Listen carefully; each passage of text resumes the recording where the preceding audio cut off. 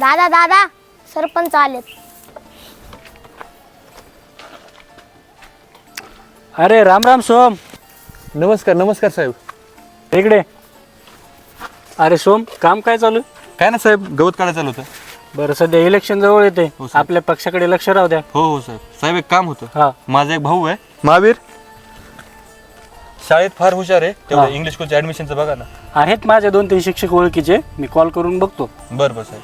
बरं, आपल्या घरात मतदान किती? साहेब 3 मतदान आहेत. बरं ठीक आहे, माझं पे तुला 15,000 रुपये टाकेल. काय तुला अडचण आली नंतर तर मला कॉल कर. हो हो साहेब. ठीक आहे. दादा. हो साहेब, झाले झाले. दादा सरपंच साहेब बी आपलं काम करतील आणि मी पण इंग्लिश स्कूलमध्ये शिकायला जाईल.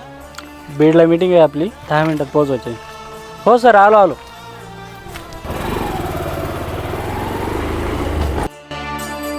दादा दादा ऍडमिशनची तारीख निघून चालली. सरपंच साहेबाला फोन लावा ना. थांब लावतो.